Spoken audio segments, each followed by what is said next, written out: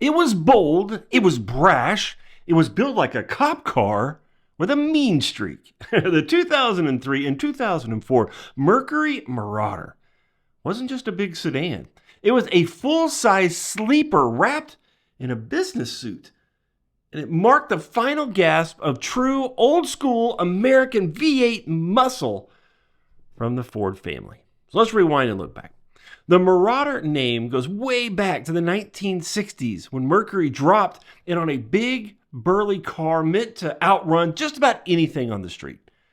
But as the decades rolled on and emission rules tightened, the name just faded away.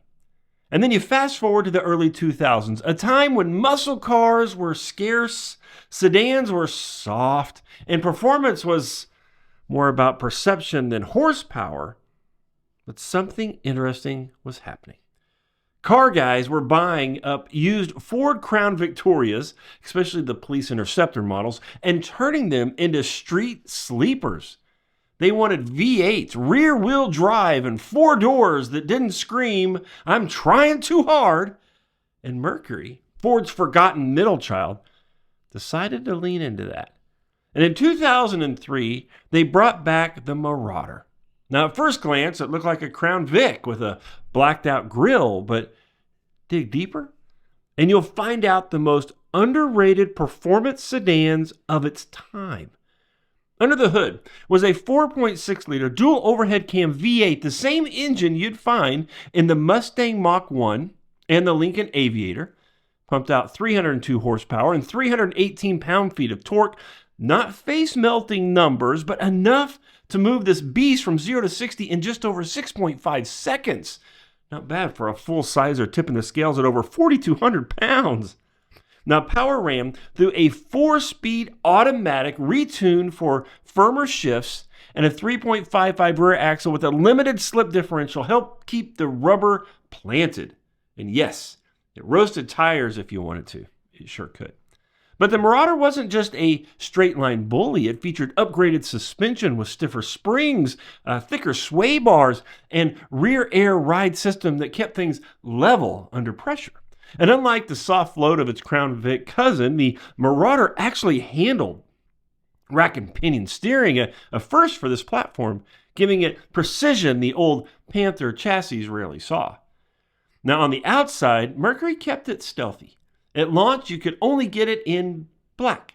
No chrome, no flashy badges, just 18-inch polished wheels, smoked headlights, and a menacing stance.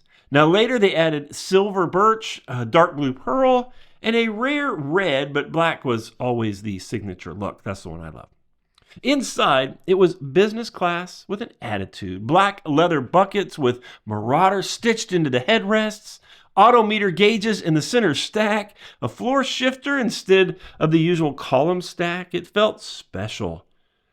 Not Lincoln-level luxury, but just enough to remind you this wasn't your average grandpa cruiser. And then, it just disappeared.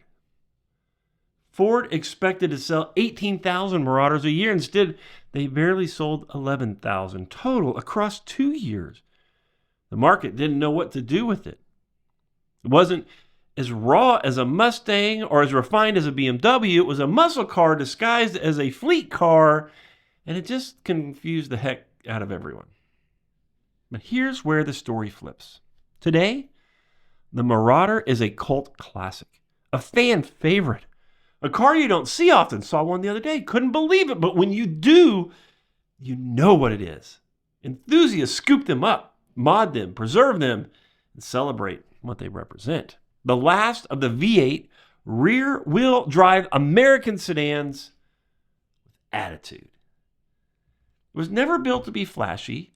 It was built to be feared. And in a world filled with beige crossovers, the Mercury Marauder stands tall as a legend right there in plain sight.